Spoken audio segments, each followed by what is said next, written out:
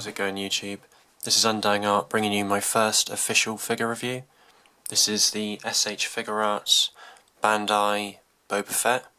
I think it's Return of the Jedi, judging by the jetpack, but I can't remember, to be honest. So I know this is an old figure, but I've recently started playing with it again and forgot how much fun it is. So I thought I might as well do a quick review, just in case anyone hasn't seen this or was wanting to get a hold of one of them. So his accessories are up in the top right, as you'll see. He comes with a pair of relaxed hands, a pair of pointy gun fingers, trigger finger hands, a pair of gripping the rifle hands, and then a pair of the fisted hands, as you can see on the figure at the moment.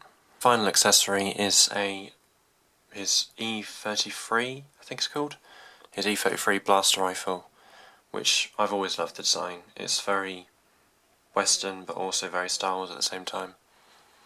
So now we'll move on to sculpt and articulation. So here we have Boba Fett up close and personal. A lot of people don't like the Figuarts design of it being very clean. I don't mind it, to be honest. It still has all the detail, but it's just like a comic, I'd say. It's like a comic effect.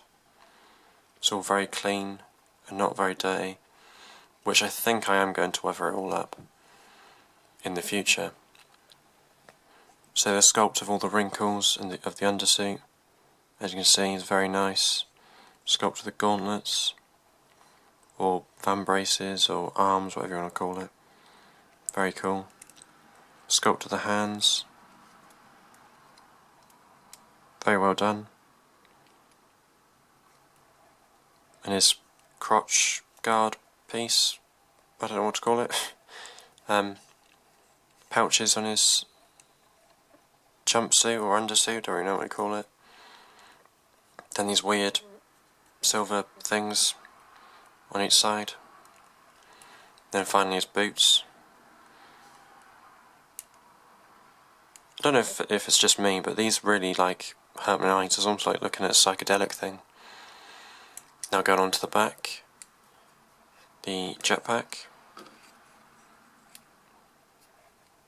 with movable thrusters. It's annoying the missile doesn't come out, but that's a shame. But I love the sculpt. Oh, forgot to mention the Wookiee braids, I think it is, from trophies. More pouches on the back, which I've just noticed have flaps, so that's cool. Never noticed that detail either on the belt. Nice sculpt of the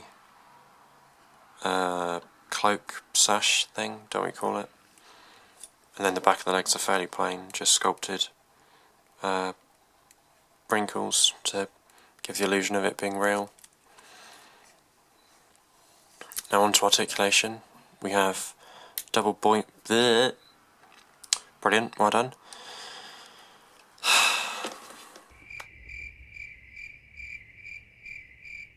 Now on to articulation. We have a double ball joint in the neck/head, so that can get quite a lot of down, and actually no, not very up at all.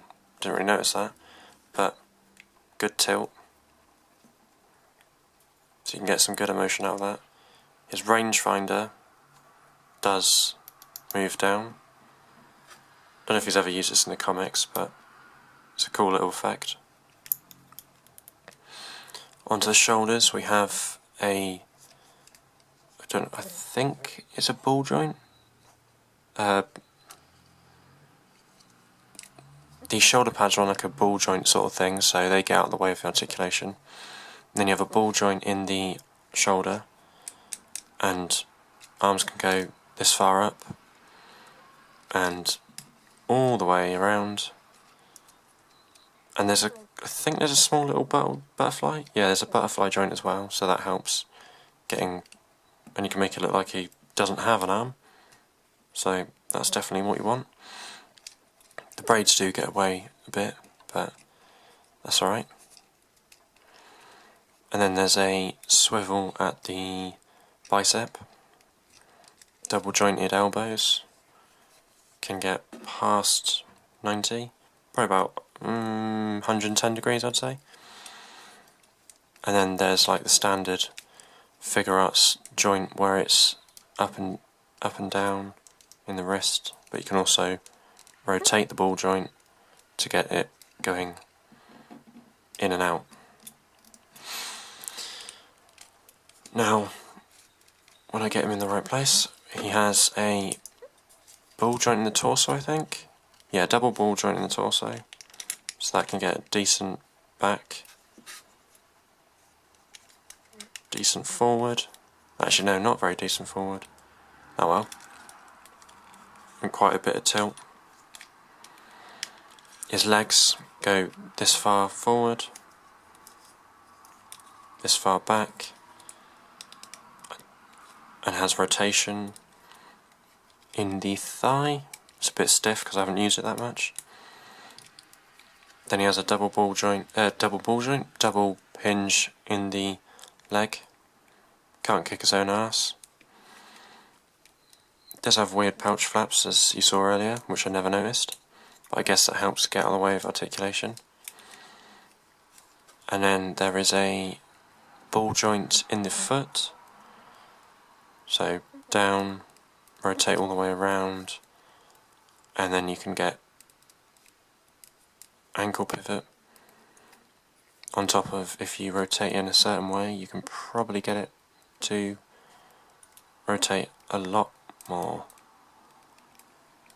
like that. But that looks weird, so I'm not going to do that. And then there's a toe joint as well. And then the last bit of articulation is the cloak is on a little mini ball joint. I think that's just to peg it in. And then these little thrusters move 360 on little ball joints, so you can pose it about for different poses, for flight poses, etc. So that is basically it. I will go on to size comparison, and then after that you'll see the slideshow.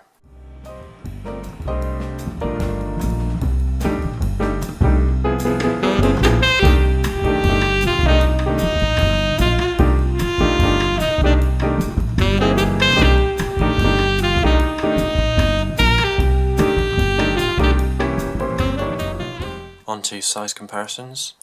Here we have him next to a Black Series standard Mandalorian. It's the first release, heavily customised. If you'd like to see a review, please let me know. Which also has a baby child, but not the child you'd think he has. Stay tuned for that. And on the right we have the s.h.Figuarts Mandalorian from the Mandalorian TV show. And he has a custom cape because the other one is absolutely horrendous that comes with him. I'll do a review of him shortly as well. So final thoughts on Boba. I really like the design, but that's nothing to do with Figuarts, that's to do with the film. Articulation is good. I didn't realise he's hindered in the head and torso so much, but I guess that shows how good he is, even without knowing how bad and hindered the torso and head is. I think you can pick him up still fairly cheap. I got mine probably about 4 or 5 months ago for £60 from Japan. I'll leave the link in the description below if it's still available, and if not, I'll try and find one that's fairly cheap. That's about it for the end of the review. I'll have a little slideshow of the figure and a few poses I did, and then I'll catch you in the next one. Peace.